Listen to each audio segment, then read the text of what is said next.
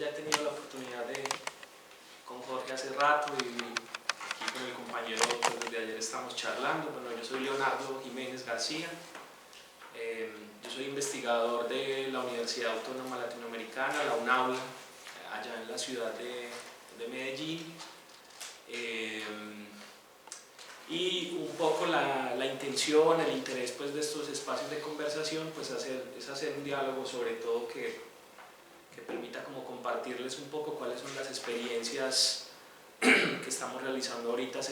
en la universidad, que tienen que ver mucho pues, como con la mirada a las dinámicas de investigación, cómo estamos pensando los procesos de producción del conocimiento y un poco como cuáles son las transformaciones que estamos haciendo actualmente en la política o en la visión de la investigación desde la universidad, sobre todo pensando en cómo hacer cada vez más unas apuestas de investigación que tengan mayor compromiso con la sociedad, con los movimientos sociales, con las iniciativas sociales. Y un poco en la distribución que hicimos de la agenda de conversaciones, la idea era hablar en este espacio o en este ratito de cómo estamos considerando, por lo menos desde la visión de la universidad, toda la dinámica de privatización del conocimiento en un concepto, si se quiere, teórico que hemos utilizado, que por lo menos estamos utilizando de manera transitoria hasta encontrar uno que nos permita definir mejor toda esta problemática, y es el de capitalismo cognitivo. Y en ese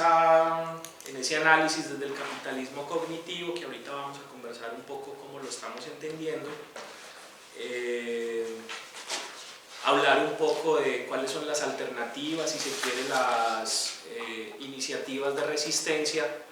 que estamos impulsando para que pues, toda esta dinámica tan amplia y diversa de producción del saber, no solo en la academia, sino en el mundo social, se resista o salga un poco de esta dinámica de la privatización de los conocimientos y lo pongamos más en función de lo que podrían ser los conocimientos libres, o como lo estamos tratando de interpretar y posicionar en la universidad, proyectar los conocimientos como bienes comunes. Para empezar, hay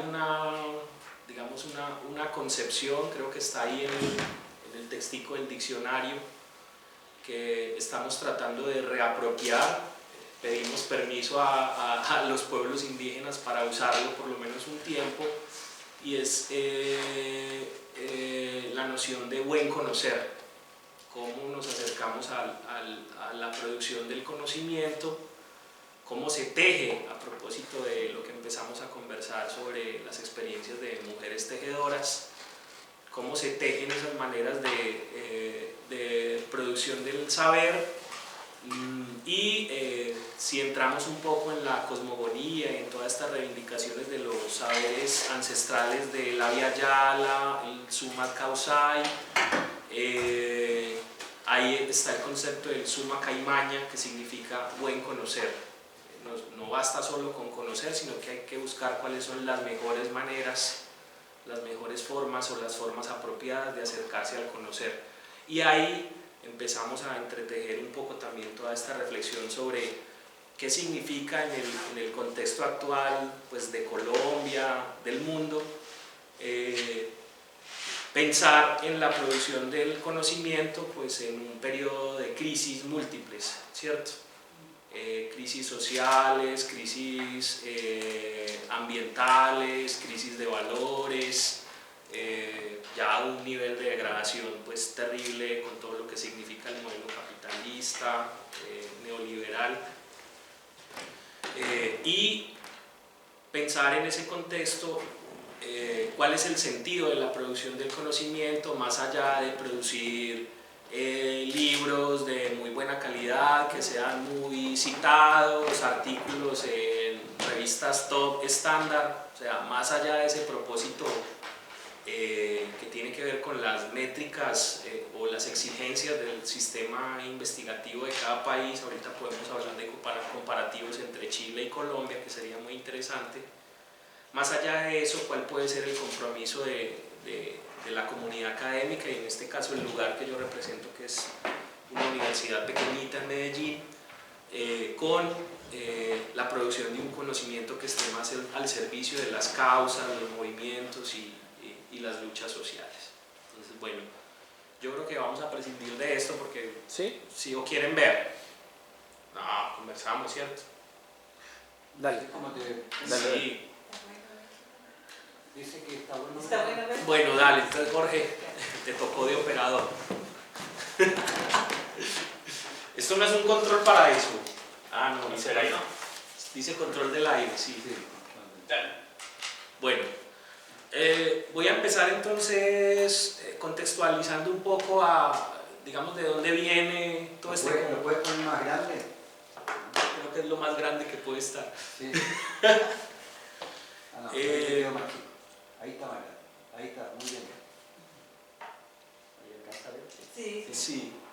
Bueno, todo este conjunto de reflexiones que les voy a compartir en este rato no obedecen como a la sumatoria como de varias acciones. Primero, en el programa de investigación que yo coordino en la universidad,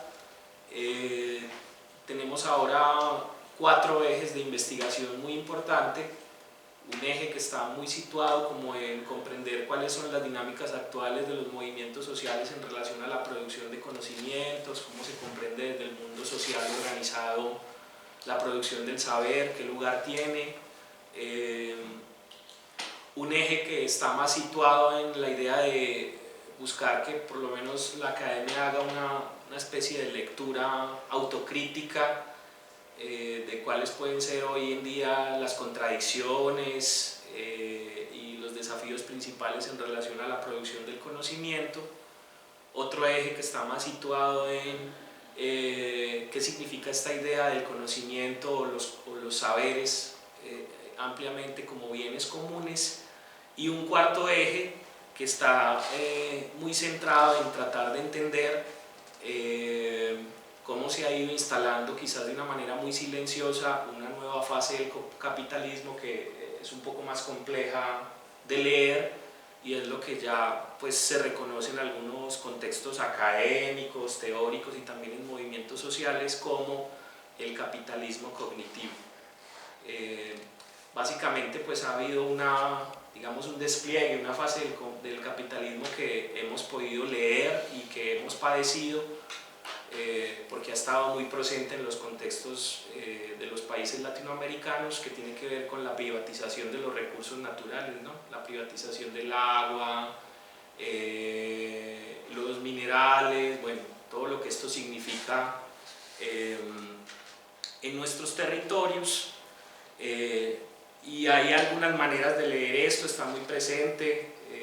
hay ejercicios de denuncia, bueno, está muy cercano a los movimientos sociales, y esta dinámica de privatización pues habla de que hay digamos, un proceso acelerado de captación de bienes finitos, ¿no?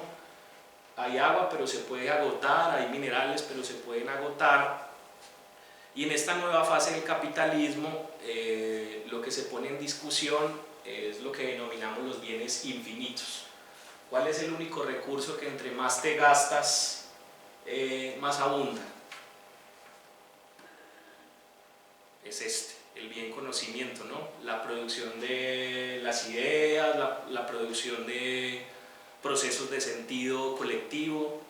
la experiencia de la que tú estás hablando, de ti y de tus compañeras tejiendo con cierto sentido social, como un ejercicio ritual, es la producción de una idea, puede ser la producción de un proyecto. Creo que como lo estás comprendiendo y como se está dinamizando contigo y tus compañeras, es la producción de un proceso social de sentido que perfectamente desde la perspectiva del capitalismo cognitivo puede ser objeto de captura y privatización. Más o menos a eso se refiere esta dinámica del capitalismo cognitivo. Hay como una serie digamos, de estrategias del capitalismo cognitivo que hemos ido identificando. que nos ayudan un poco a describir en qué consiste esta dinámica o esta nueva fase del capitalismo, y que nos ayuda como a tratar de entender entonces dónde debemos hacer los ejercicios o instalar los ejercicios de resistencia o proponer alternativas, que es en lo que me quiero concentrar un poco. Lo primero que tenemos es que indudablemente pues en toda la dinámica del capitalismo, el neoliberalismo, hay una alta injerencia, por lo menos en el Estado colombiano, no me atrevo a hablar de otros países, hemos analizado mucho el caso de Colombia. Hay una alta injerencia en lo que tiene que ver con la definición de las políticas de investigación, ciencia, tecnología, cultura y educación, que están siendo, por lo menos en el caso del Estado colombiano, muy determinadas por la injerencia de Estados Unidos en términos de cuál debe ser la visión educativa, la visión de la producción tecnológica, cuáles deben ser los estándares en clave de la investigación. Incluso en los últimos años, tristemente, se posesionó el concepto, que no sé si existe acá, de clúster e industria cultural. Y todo lo que teníamos hace algún tiempo como producción libre, a propósito de la cultura viva comunitaria, querido Jorge, ahora entra en un estándar de que si quieres hacer cultura tienes que hacer empresa. Y si quieres hacer empresa, tienes que crear registros legales, derechos de propiedad, tener una infraestructura y todas las dinámicas de los incentivos, las formas de acceder a los recursos para poder producir con cierto impacto iniciativas de tipo social y cultural, ahora pasan por estos sistemas de regulación en los que finalmente los creadores de las propuestas tienen que ceder o en parte o en su totalidad, digamos, la propiedad intelectual de este tipo de procesos. Acá también está sucediendo, los artistas están reclamando justamente. Qué chévere, eso me encantaría poder hacer como... hacer empresas para su proyecto creativo. Sí. Bueno, bajo esta dinámica entonces lo que sucede es que pasa la... Ah, no, estamos ahí. Es que los conocimientos pasan a ser una forma de mercancía a través de los procesos de regulación y lo que entendemos como resultados de producción de sentido, sea en el ámbito social, cultural, educativo o de investigación, termina siendo objeto de privatización, porque finalmente lo que queda, el producto final, la narrativa, el texto, el artículo, la obra, pues queda, digamos, capturado en la dinámica de la estandarización, quizás un proceso que alguien produjo con un sentido muy colaborativo y social, y que finalmente lo que más interesa y es compartir el resultado donde se recogen los significados o las valoraciones más importantes sobre un proceso, pues terminan en la captura de la propiedad de un fondo editorial, de una productora. En el caso colombiano es bastante descarado porque, por ejemplo, si miramos el caso de Medellín, las iniciativas que se presentan allá hay unas convocatorias que se llaman convocatorias de incentivo a la gestión cultural. Se pueden presentar proyectos de cine, proyectos de teatro, proyectos de creación poética, ensayo, artículos de corte más académico, series radiofónicas. Tú recibes el incentivo, produces todo, en la negociación pierdes los derechos de difusión, de distribución, y finalmente el gobierno local capitaliza el resultado final porque lo empaqueta en un conjunto de productos que se venden, pero tú no recibes regalías porque tuviste el incentivo. Entonces es una dinámica bastante compleja, que además es difícil hacerle el seguimiento porque está bastante articulada desde regulaciones de carácter jurídico, bueno, políticas muy amarradas en lo institucional. Y lo que significa finalmente esto cuando ya lo ponemos, digamos, en el análisis del contexto internacional, es que hay un proceso muy acelerado de la extracción del plusvalor intelectual que genera un nuevo mercado mundial que no es tan nuevo porque en esto llevan mucho rato. Un poco las teorías de David Harvey sobre la extracción del plusvalor que se aplicaban a la idea del plusvalor territorio, la modernización de las ciudades, la transformación urbana y los megaproyectos como manera de captura de capital, ahora se aplica en la modalidad de captura de bienes infinitos. Ideas, procesos, proyectos, producción de sentido colaborativo y social. Y bueno, obviamente en toda esta dinámica la institución academia en general pues es un actor, parte del proceso porque produce gran parte de esta riqueza que ahora es objeto de captura, pues principalmente a través de las dinámicas de producción del conocimiento y de la investigación. Hay una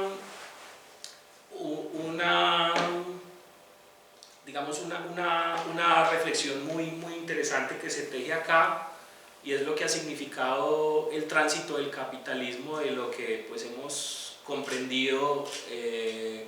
como la manufactura, y es la idea de la empresa, la producción acelerada de bienes y servicios, y ahora cómo se traduce en la idea de la mentefactura. Muchas personas en muchos territorios del mundo produciendo ideas, riqueza de sentido, y unas pocas empresas extrayendo el plusvalor de todo esto que nosotros producimos y compartimos de forma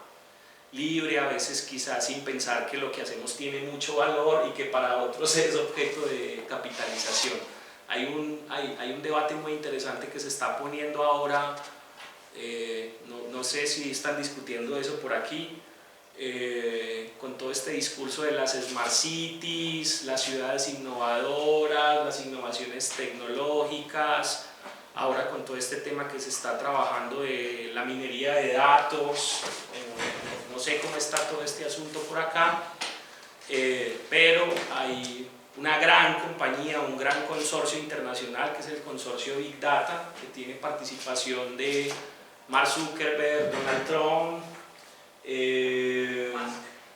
¿cómo? Elon Musk. Sí, este señor, que ahora son los dueños del gran repositorio mundial en el que subimos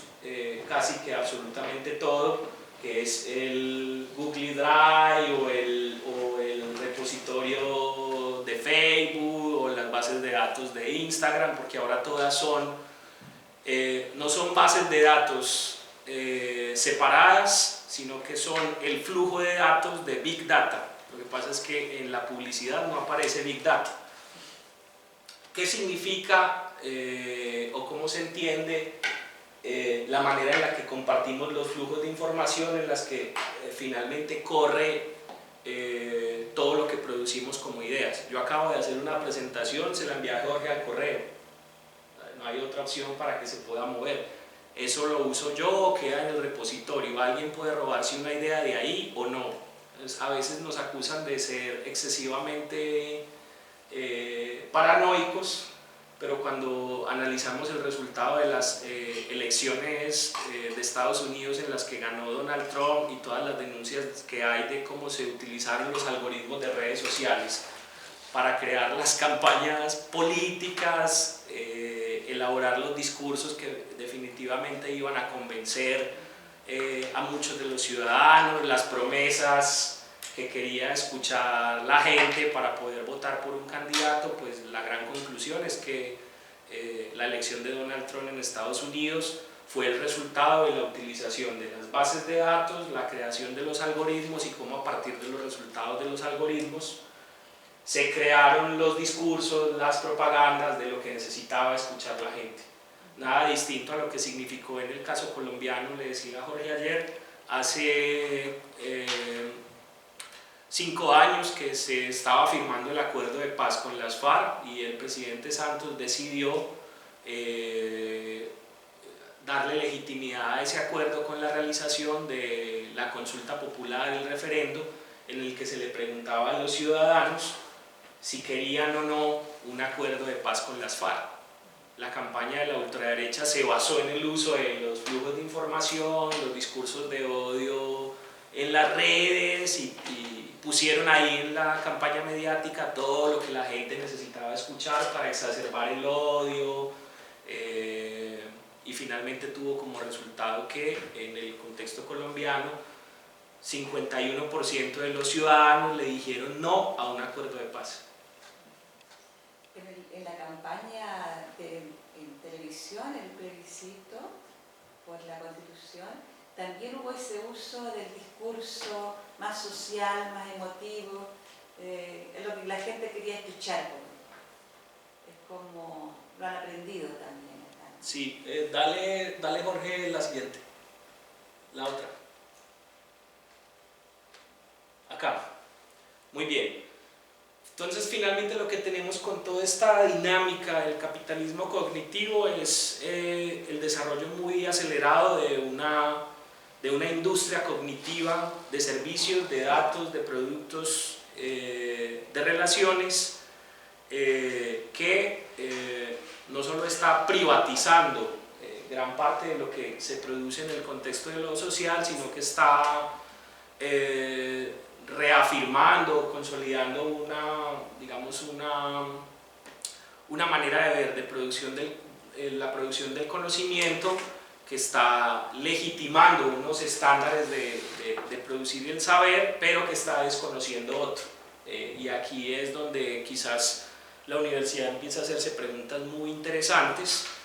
Estamos muy situados en la idea de la producción del conocimiento académico, de la formalización de los estándares para la producción del saber, de utilizar las métricas y las técnicas clásicas para la producción científica, para definir qué es un artículo top, qué es un libro resultado de investigación,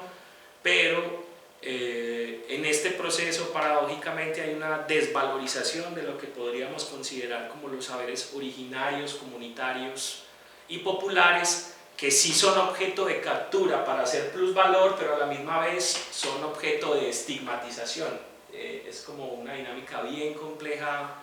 de entender, y ahí es donde la universidad está tratando como de asumir un nuevo lugar, que es lo que quiero como que podamos profundizar. Y finalmente en lo que significan los sistemas de ciencia, tecnología e innovación, o los sistemas para la producción científica a nivel estatal, que en este caso pues la comprendemos como una manera de regular la producción del conocimiento, pero que está muy mediada o determinada por una relación de poder. Básicamente tuvimos 20 años en Colombia de gobiernos, o más bien de un gobierno de la ultraderecha, que tuvo una visión de la producción de la ciencia, del conocimiento, muy determinada en la idea de cumplir estándares de exigibilidad de la Unión Europea, de los fondos multilaterales, de los Estados Unidos. Entonces finalmente la matriz de la ciencia y la tecnología en Colombia por más de 20 años no se preguntó por su propia identidad, por cómo reconocer la biodiversidad, la riqueza cultural del país, y se dedicó a estandarizar los procesos sociales, culturales, de producción académica, y a crear un gremio muy reducido de los denominados académicos categorizados, clasificados, y un conjunto de productoras y productores del saber que parece que no tienen el lugar en el sistema, porque ni siquiera tienen un registro en el sistema de ciencia y tecnología.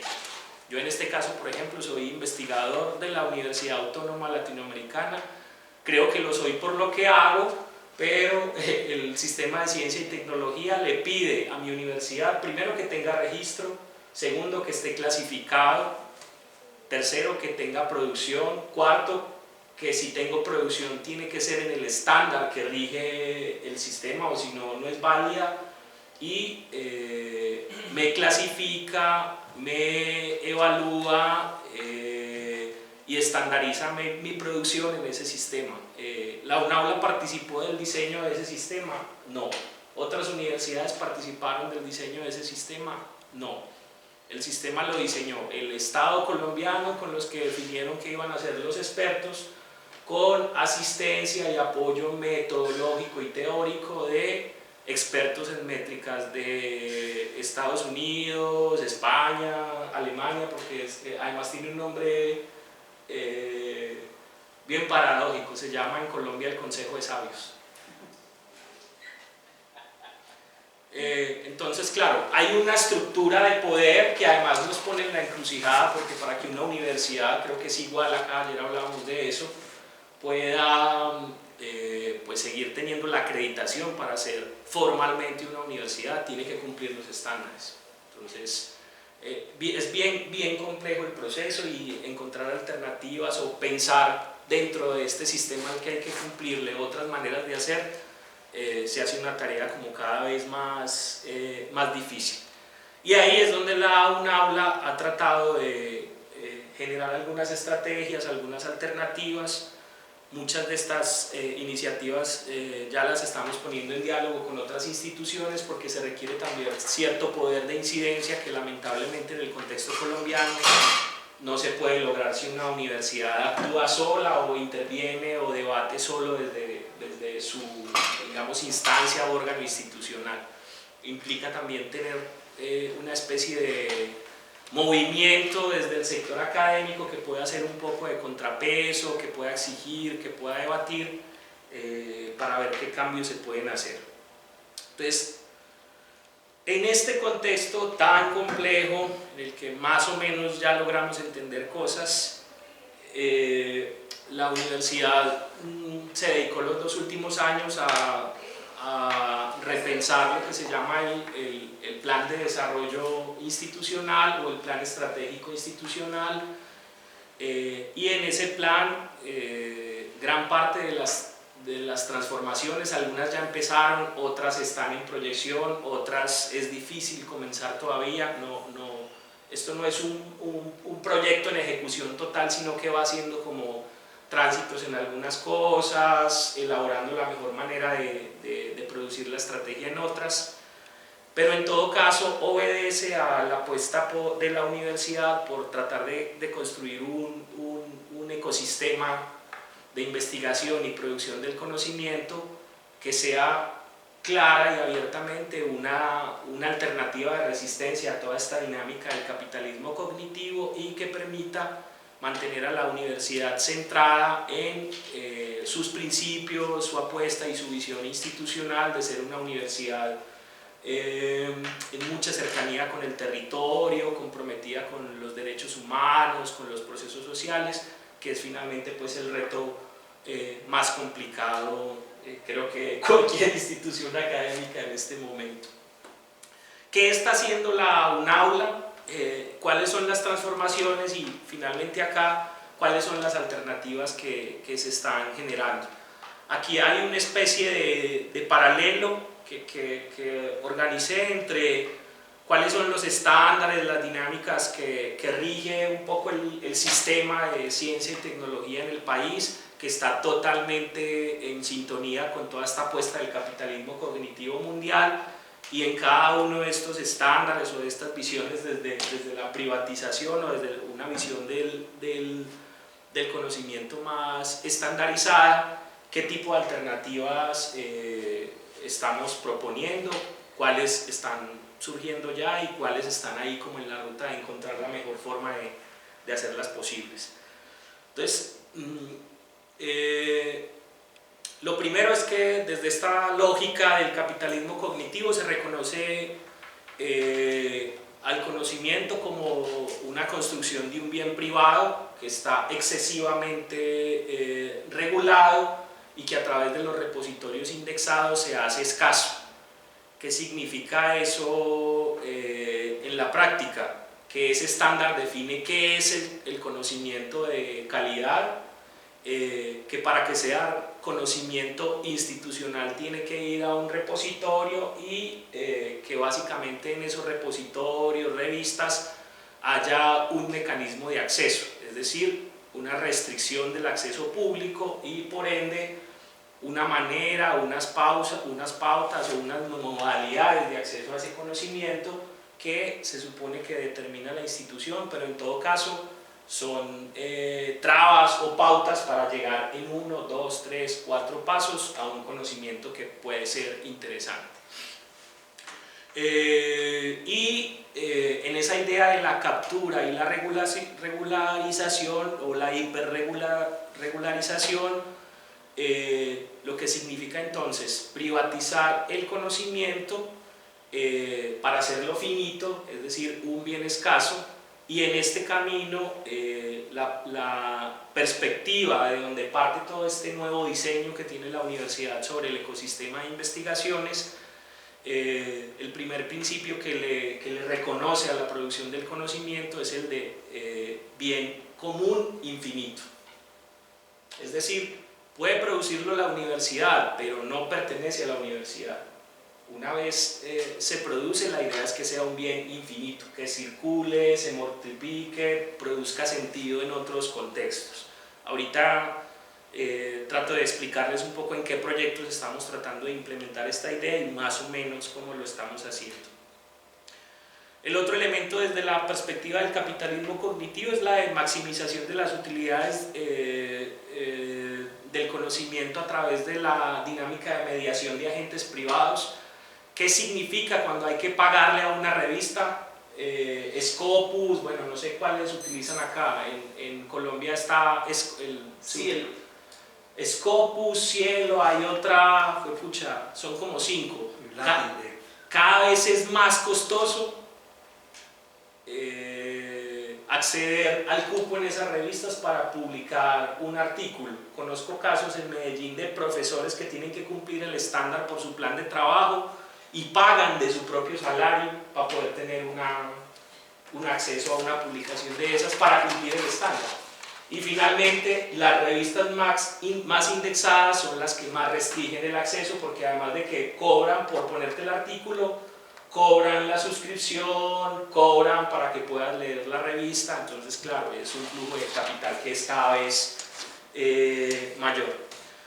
Lo que está procurando un aula es que en esta dinámica de maximización de la utilidad de los privados, pensemos mejor en maximizar la utilidad social y en los territorios de la producción de esos saberes, lo que significa sobre todo pensar estrategias de producción, circulación y apropiación libre de los conocimientos producidos. Hay una supremacía del valor de cambio, es decir, el estándar, el costo que determina entonces qué producción es más cara que otra. Y en esta perspectiva aquí estamos hablando de la supremacía del valor de uso, es decir, el resultado, los contenidos, las producciones serán más ricas y valiosas entre más circulen y se compartan, no entre más se privaticen y se moneticen. Es un poco como el diálogo que estamos tratando de proponer aquí. Desde la idea de los estándares, la regularización, está la lógica, la dinámica de la producción competitiva por actores académicos, el que llegue primero, el que lo haga mejor, el que lo publique en el mejor estándar. ¿Ya? Desde esta nueva perspectiva que estamos tratando de implementar en el ecosistema, hablamos de una producción investigativa, colaborativa, con pluralidad de actores. Tendrá más sentido en la medida en que puedan confluir en los procesos de investigación actores académicos, sociales, comunitarios, en una idea colaborativa de la producción del saber. Quizás esto es lo más complejo, porque hay también sesgos particulares de cada sector, de la academia hacia la comunidad, de la comunidad hacia la academia, desconfianzas, historias de dolor, rupturas que finalmente nos han llevado también a esa lógica competitiva e individualista, pero que es necesario recomponer ese tejido para poder hacer la resistencia al modelo capitalista. Muy bien. Desde esta perspectiva de la matriz de la estructura de poder capitalista neoliberal está la concepción de la investigación y la innovación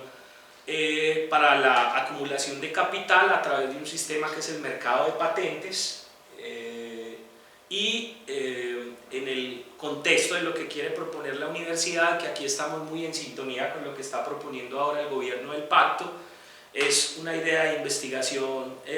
responsable,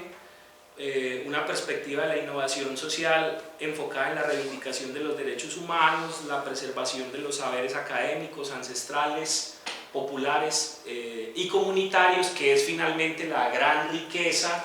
que tiene una nación como Colombia. ¿Dónde está gran parte del saber medicinal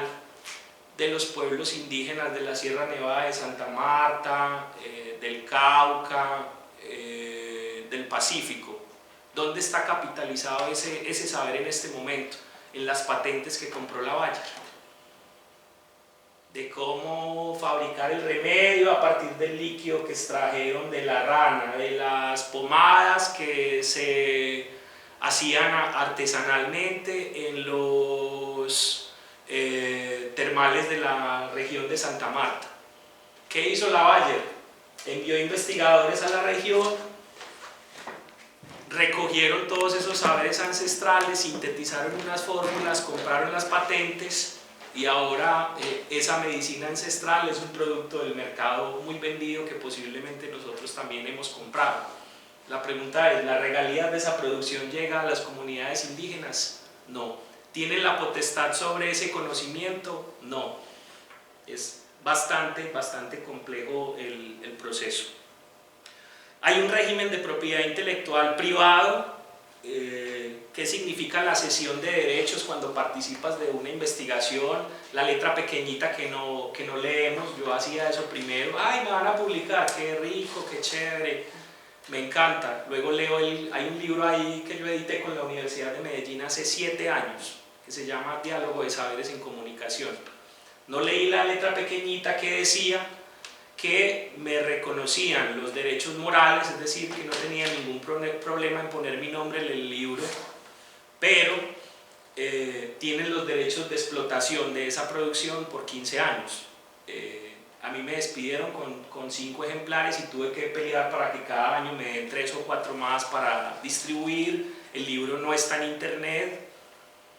no se puede descargar de manera libre, estoy que lo pirateo. Y tienen los derechos de explotación, sí, tu nombre va a estar ahí, no hay ningún problema, pero podemos hacer reedición 1, reedición 2, reedición 3, reedición 4, venderlo, ponerle el precio que queramos y ya está. Entonces es un sistema bastante complejo. ¿Qué significa cuando la universidad hace la investigación con una comunidad que de pronto propuso una metodología, aportó un concepto nuevo, construyó una estructura, una manera de leer la realidad? Realmente son las ideas de la comunidad, pero en el libro los derechos patrimoniales son de la institución, los derechos morales son las del investigador principal y la gente de la comunidad aparece en la parte de atrás diciendo agradecimiento a la comunidad que nos colaboró por... De pronto ponemos unos nombres y ya está. Entonces hay también una lógica de la propiedad intelectual que ha estado muy inclinada hacia la idea de la privatización, quién se queda finalmente con el resultado final, qué institución o proceso recibe los réditos, capitaliza, monetiza, reimprime y bueno, aplica tanto para la producción en artes, la producción de impresos, los contenidos digitales. Colombia tiene una ley de derechos de propiedad intelectual que no se actualiza hace 22 años, casi que surgió con la Constitución.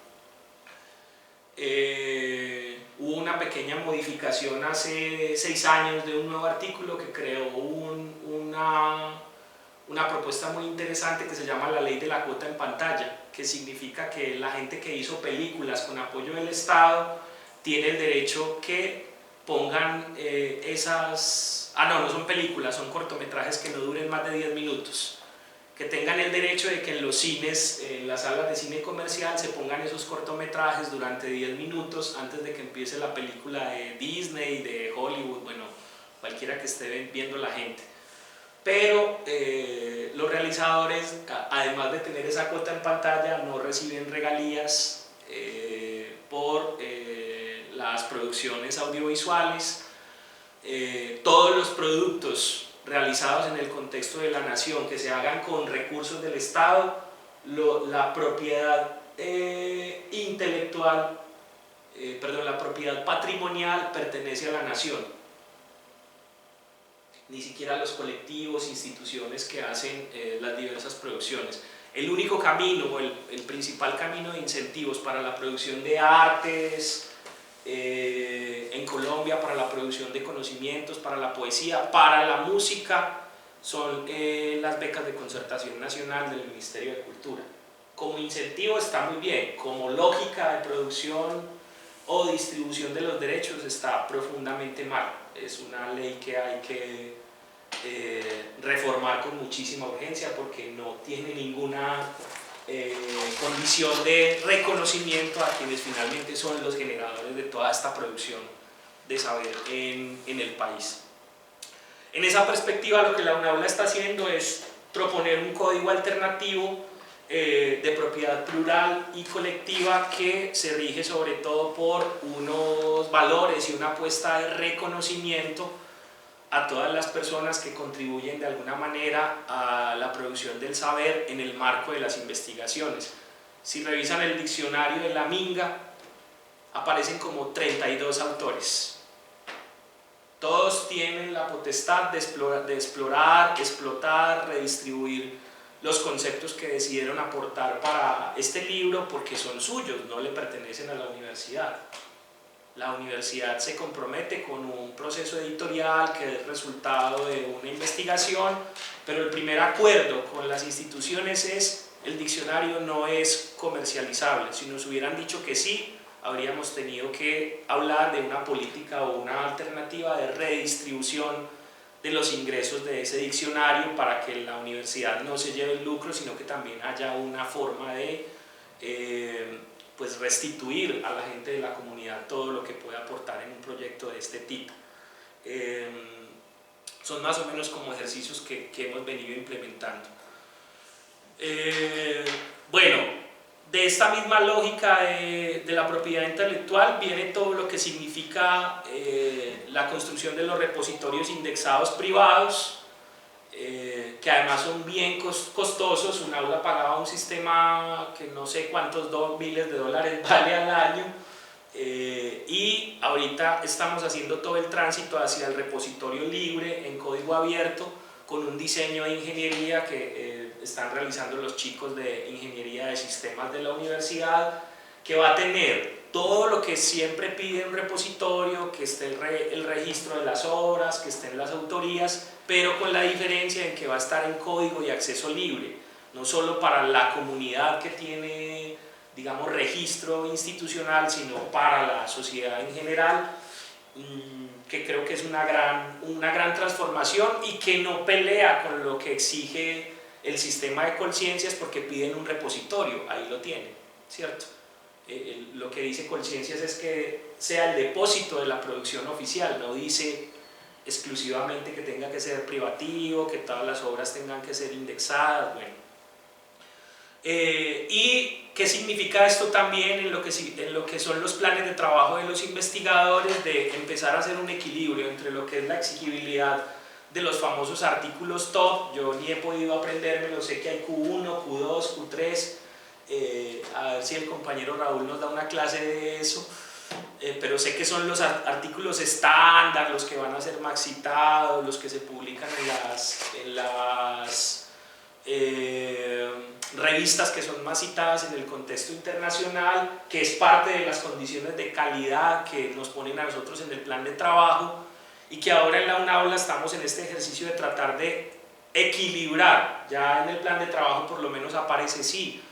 hazte 1 o 2 artículos top al año, hay que cumplir los estándares, pero comencemos a trabajar los indicadores de apropiación social, qué tipo de producción se está haciendo para contribuir a la sociedad, qué metodología en diálogo de saberes, de pronto una producción colaborativa, un video documental, un artículo participativo, que ahora hay un gran reto en el contexto colombiano porque el sistema, el gobierno de Petro lo está transformando y ahora se invierte la pirámide. Los trabajos que van a tener mayor valor dentro del ecosistema del Estado son los de apropiación social, que además vinculen trabajo con comunidades étnicas, comunidades afro, diversidades sexuales, mujeres, jóvenes, y van a ser en este caso los mejor clasificados en el sistema, los que trabajen con lo que llama el gobierno del pacto, las minorías excluidas de la Colombia profunda, que no me gusta mucho el concepto, pero es como se está redirigiendo, que por lo menos puede ser una oportunidad, aunque seguiremos bajo un régimen, de darle voz, darle lugar y sobre todo reconocerle potestad intelectual a la gente que produce conocimiento en muchas regiones del país y en diferentes esferas. Ese es más o menos como el contexto en el que estamos trabajando. En el ecosistema de la universidad, que antes se llamaba Sistema de Investigación, Desarrollo e Innovación, que es digamos el estándar que rige el sistema de Colciencias, y creo que es el que determina un poco también todo esto en el contexto de la Unión Europea. De hecho, esa idea de investigación, desarrollo e innovación viene mucho de la influencia europea y también de Estados Unidos. Ahora lo transformamos y lo convertimos en el ecosistema de investigación responsable, diálogo de saberes y bienes comunes. Es el nuevo nombre institucional que tiene el sistema ahora. Está en su primer año de implementación, podríamos decir que está en fase de experimentación, recogiendo en la práctica lo que significa impulsarlo a través de metodologías. Cambió radicalmente el sistema de las métricas internas de la universidad y implica también un esfuerzo muy grande en tratar de desarrollar procesos formativos y de acompañamiento a las investigadoras, investigadores, docentes de la universidad, porque no todos comprenden o están tan situados en esta perspectiva. A mí me queda profundamente fácil porque es donde he estado situado siempre, primero como activista de movimientos sociales y también como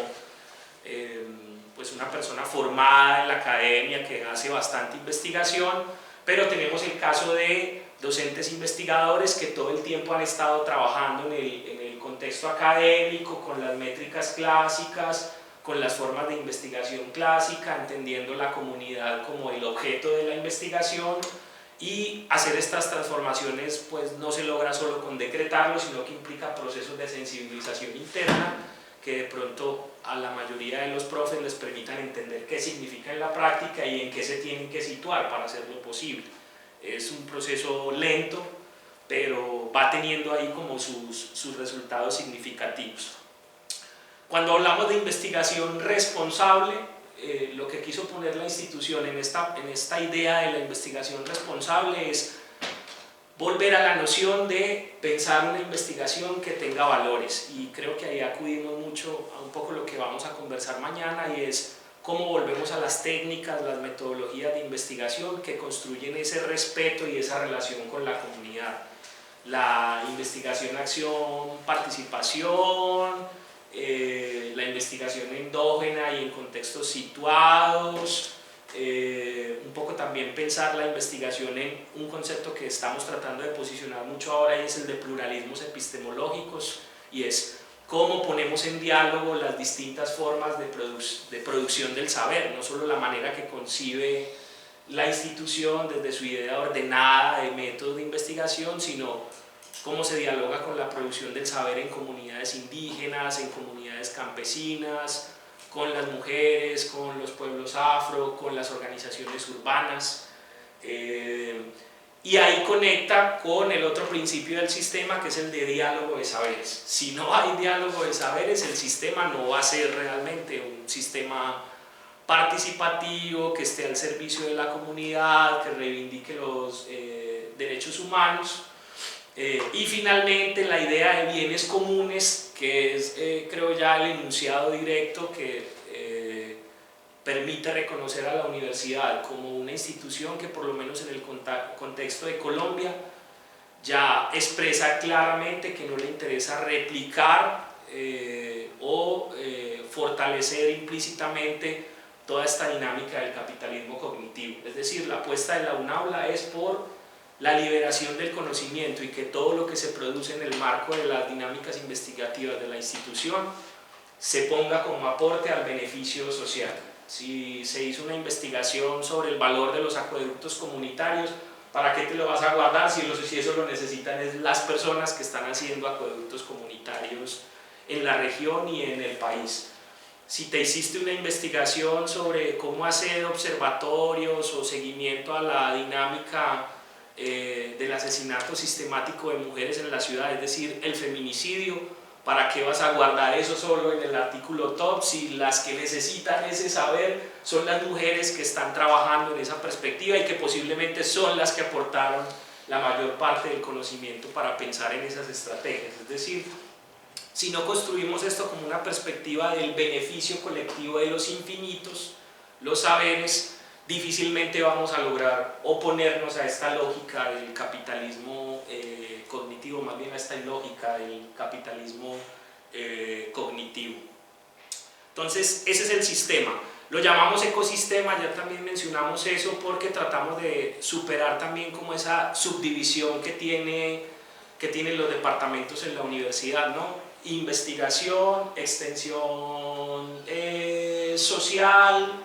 y solidaria, educación, docencia. Para nosotros es un solo ecosistema donde está todo articulado. Cuando investigas estás formando, cuando estás formando también estás investigando. En la extensión social está el trabajo de campo de la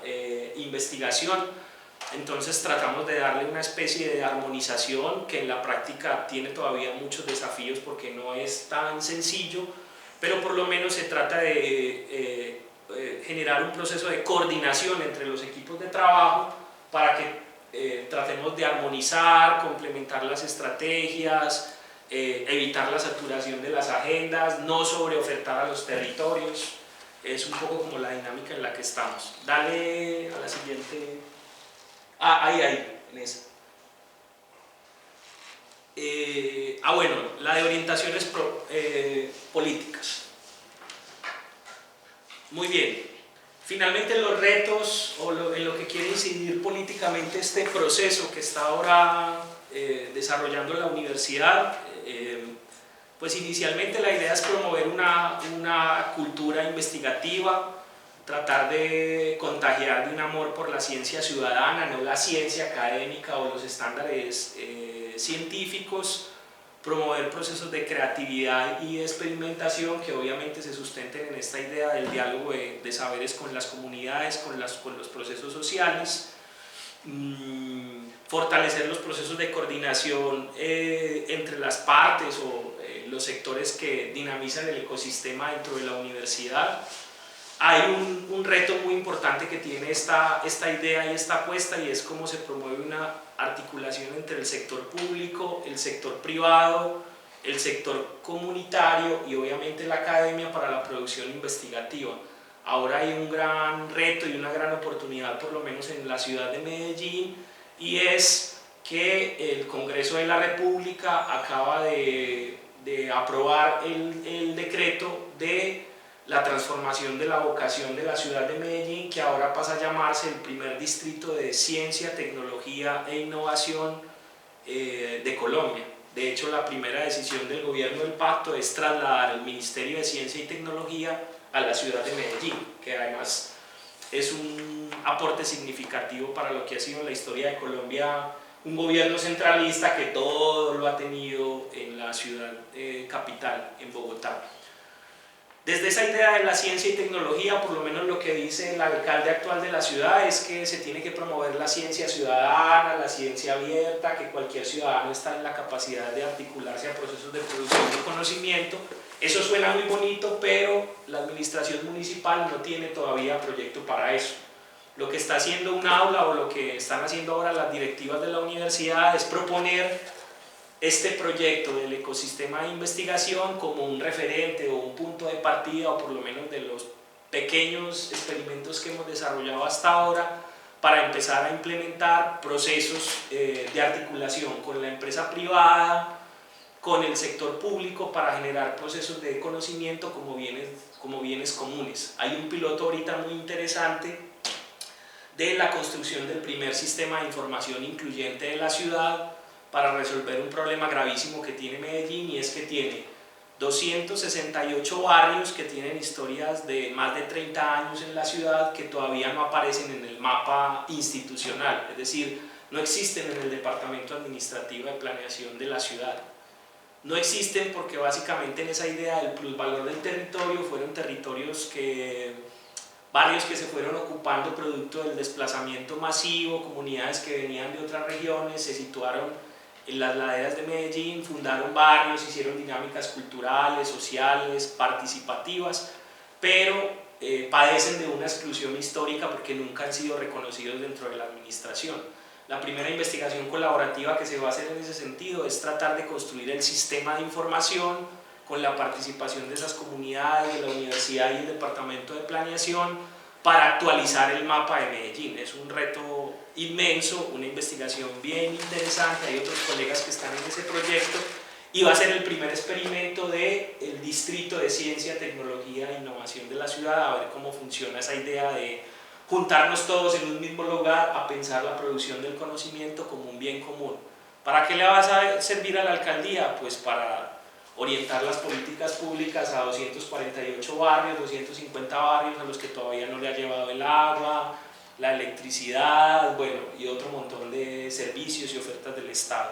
A la comunidad para hacer los censos comunitarios, definir cuáles son las características de las familias que hay ahí, cuáles son sus problemáticas más graves socioeconómicas, bueno, cómo están configurados los territorios, cuáles son sus bienes intangibles, la producción de saber que hay en esa historia de más de 30 años siendo barrios subnormales o invisibilizados en la ciudad, y a la UNAULA le va a ayudar a reafirmar si esto sí funciona y además a tener una nueva valoración de unos territorios que también hemos tenido ahí muy cerca pero no hemos sabido comprender en sus dinámicas sociales. Entonces es un primer experimento de bien común. Ya se negoció con la alcaldía que no hay propiedad intelectual de ninguno, es decir, es beneficio colectivo y es coproducción y coautoría de todas las personas, buenos días, o instituciones que van a participar. Muy bien. Otra orientación política que está en este nuevo plan es la de fomentar la creación o la articulación de redes de investigación, academia, comunidad, sector público y privado. El primer experimento que tenemos es la creación de la red Bien Común, que ya está avalada por el sistema de Colciencias, pero que es una red de investigación, diálogo de saberes y producción de sentidos del territorio, en la que hay académicos de diferentes instituciones académicas, representantes de movimientos sociales. Ahora se vincularon 2 secretarías de la alcaldía de Medellín a esa red. Entonces son experimentos que se empiezan a implementar, que realmente pues no tienen mayor complejidad, porque es hacer unos acuerdos básicos de cuál es el sentido de una red, quiénes participan, los mecanismos o las estrategias para generar el diálogo de saberes, qué aporta cada actor dentro de este tipo de redes, y superar esa idea de las redes exclusivamente académicas que dialogan luego con las redes comunitarias o con los procesos comunitarios, la mayoría de las veces para producir el mismo sentido. No tiene mucha lógica esa idea de redes exclusivamente académicas, formadas por académicos. Entonces ahorita el reto que tienen todas las redes que están formalizadas en la universidad es crear protocolos para empezar a vincular movimientos sociales, si es necesario reordenar los documentos estructurales de misión, visión de esas redes. Se hace pues porque es la orientación estratégica de la universidad en este momento y sobre eso se está trabajando. Lo que se mencionó ahorita del tránsito de las orientaciones desde la epistemología a los pluralismos epistemológicos, esto ha tenido una incidencia muy interesante, sobre todo ahorita en lo que fue el rediseño de las mallas curriculares de los programas de sobre todo del departamento de educación. UNAULA no tiene departamento de ciencias sociales, sino de educación, y en este departamento, en la nueva malla del pregrado en licenciatura en ciencias sociales, la maestría en educación y derechos humanos, la especialización en cultura política y pedagogía de los derechos humanos, el pregrado en pedagogía, es que quienes acompañan los cursos de las unidades de investigación trabajen la perspectiva de pluralismos epistemológicos. Ya no solo vamos a enseñar la matriz de la ciencia clásica, los métodos investigativos clásicos, sino que vamos a hablar de la producción del saber en las comunidades indígenas, la definición desde los procesos comunitarios sobre saber popular, saberes comunitarios, saberes ancestrales, lo que le implicó a la universidad, pues uno, buscar profes que hayan trabajado en esa perspectiva o aprovechar el mismo tejido con los procesos comunitarios para que tengamos personas de movimientos sociales que no necesariamente tienen que ser formados en los estándares académicos para que acompañen esos seminarios dentro de la universidad, porque implica una transformación del proceso pedagógico como tal. Si no, el sistema entra en cortocircuito muy pronto, el ecosistema, porque si no lo comprendemos quienes estamos desarrollando los procesos formativos, pues va a ser muy complejo dinamizar, y hay que tratar también de que en el ecosistema tengan un lugar de relevancia los procesos de formación, enseñanza de los estudiantes, que incluso implican la transformación de las metodologías. Ahora, por lo menos en estos cursos, los estudiantes van a tener al menos un experimento en el semestre de contacto con el territorio, que no es algo que tuviera tanto la universidad en los programas formales, se hace más desde los departamentos y los programas de investigación. Entonces, bueno, aquí hay como una transformación importante.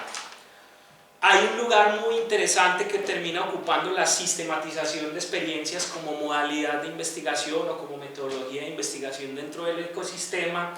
y es el lugar de metodología mediadora en la relación academia-comunidad, por tratarse de una metodología de investigación que sobre todo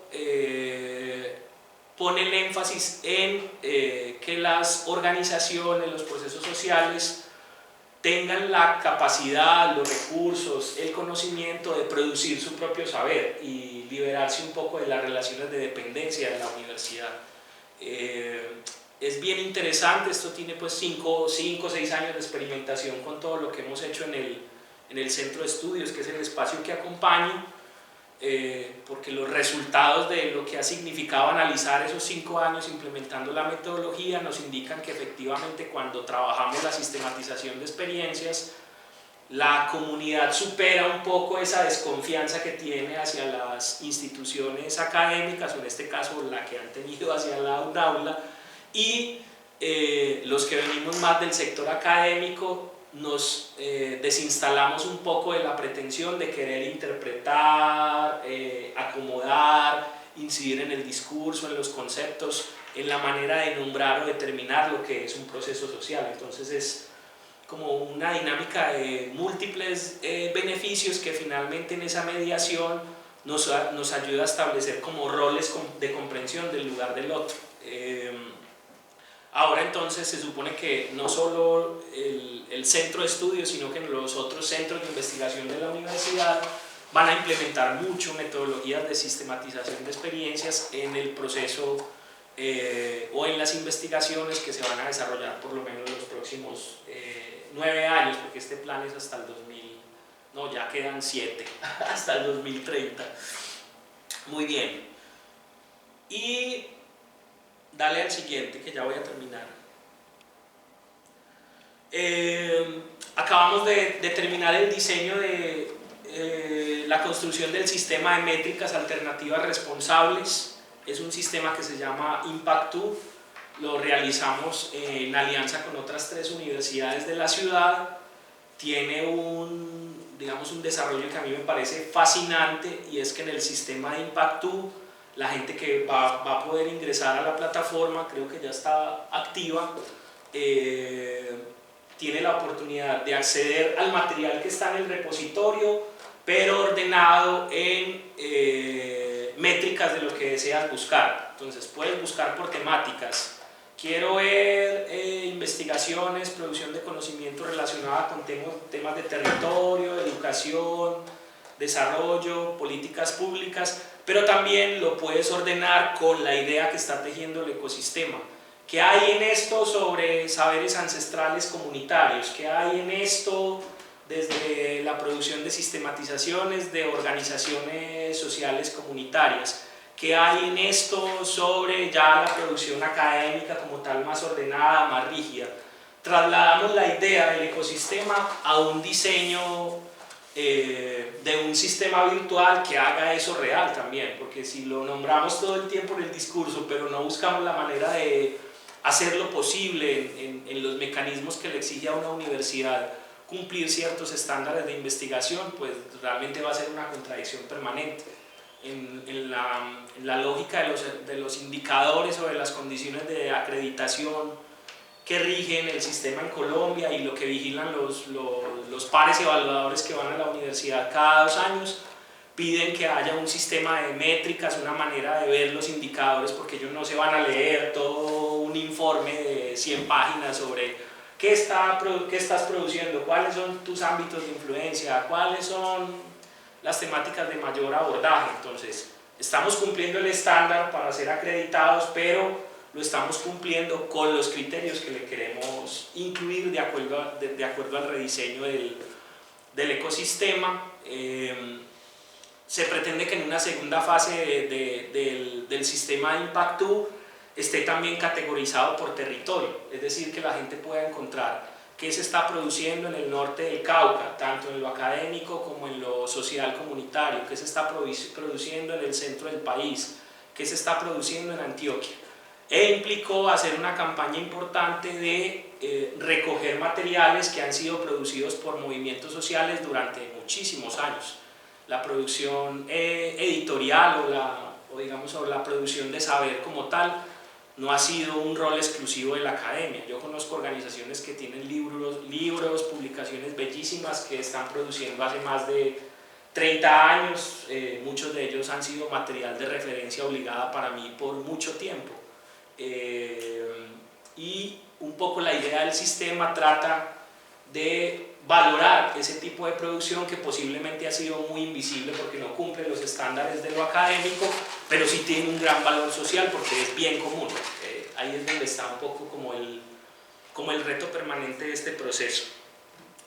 Y en esta misma idea del sistema de Impact2, pues se reconoce en el ecosistema que ya un aula no habla solo de la producción epistemológica, sino del diálogo y la producción de saberes ancestrales, populares, comunitarios, académicos, en un diálogo de saberes permanente. Y hay un ejercicio muy interesante que se acaba también de terminar en la universidad, y es la creación de un nuevo protocolo del fondo editorial en código libre que tiene 2 fases que me parecen fascinantes. La primera es que para los libros resultado de investigación, desconozco completamente cómo funciona eso por aquí, pero en el contexto colombiano, para que un libro sea reconocido en el sistema como libro resultado de investigación, tiene que pasar por el proceso de pares evaluadores. Se remite a 2 pares distintos, hay un acta de valoración, en esa acta de valoración ellos miden unas calidades de estándar de las publicaciones, dan un puntaje y si está sobre creo los 70 puntos es recomendable para publicar. Deben ser 2 evaluaciones, está toda la dinámica de correcciones y todo este asunto de la calidad, y solo posterior a eso se pasa al proceso editorial y se reconoce que es un libro resultado de investigación. Lo que estamos haciendo ahora es tratar de recoger una base de datos de investigadoras, investigadores que hacen este trabajo, pero que ya estén trabajando en un poco la perspectiva del diálogo de saberes, que reconozcan el valor de los saberes comunitarios que entiendan que si en un libro de investigación hay un capítulo de un académico de la UNAULA y un representante de un movimiento social, no significa que el libro no cumple el estándar académico, significa que es un libro en diálogo, que tiene un estándar desde la academia y tiene otro estándar de producción desde otro tipo de concepción del conocimiento, pero que también se puede armonizar. Ese experimento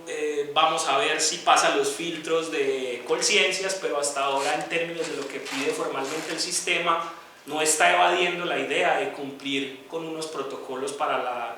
la producción de libros resultados de investigación, pero sí está poniendo una condición distinta, y es que los evaluadores, que puede buscarse cualquiera dentro de, por lo menos que tenemos cerca en el contexto de la ciudad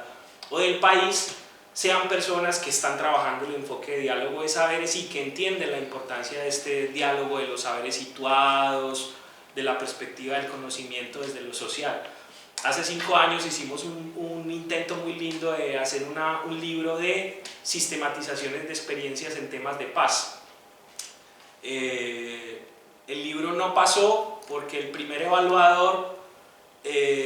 dijo que había unos capítulos que estaban mal porque no tenían una sola cita en normas APA, y el otro dijo que el libro estaba muy mal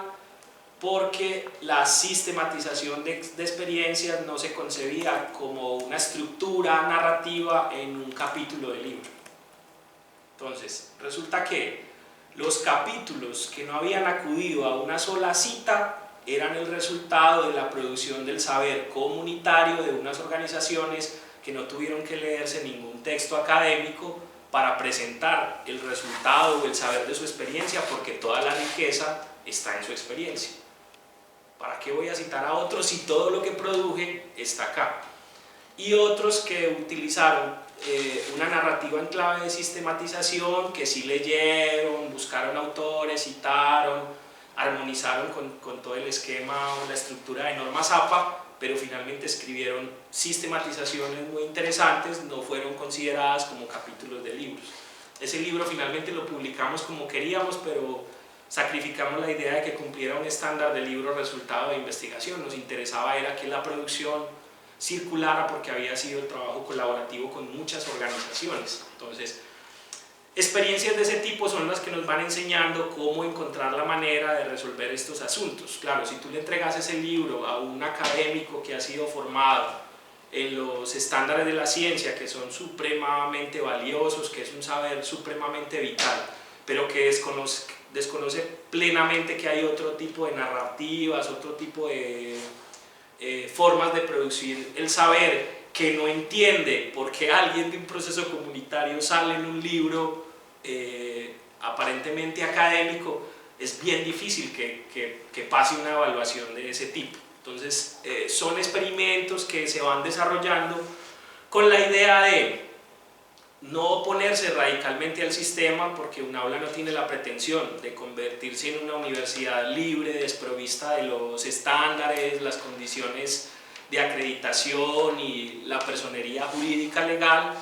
Entonces UNAULA no está en la lógica de la ruptura, sino en la lógica de la mediación, es decir, cómo cumplimos al sistema, pero con criterios, con principios, con protocolos, con metodologías que permitan hacer esos procesos de mediación y tratar de hacer las dinámicas de inclusión, diálogo de saberes, participación, que es finalmente la apuesta ética, política y reivindicativa de la institución. Como les digo, no es fácil, no quiero que vean esto como la fórmula infalible o el proyecto exitoso. Es un proceso de experimentación en desarrollo con decisión política de las directivas de la institución, que avalaron este proyecto y dijeron sí, queremos implementar este ecosistema durante los próximos 10 años, miremos cómo nos va, recogemos, evaluamos, miremos en el camino qué fracasa, qué funciona, dónde nos rendimos. Está en pleno desarrollo de experimentación, con virtudes y dificultades, pero yo sí que lo valoro porque de verdad es una apuesta muy comprometida para tratar de zafarnos un poco de de toda esta dinámica del capitalismo cognitivo, que es el contexto en el que trata de desarrollarse todo este experimento desde la institución.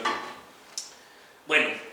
dejaría por acá porque me interesa mucho que dialoguemos del contexto chileno, que miremos preguntas, debatamos un poco las perspectivas, lo que ustedes quieran. Compañero, bueno, ¿cómo estás? Bueno, muchas gracias.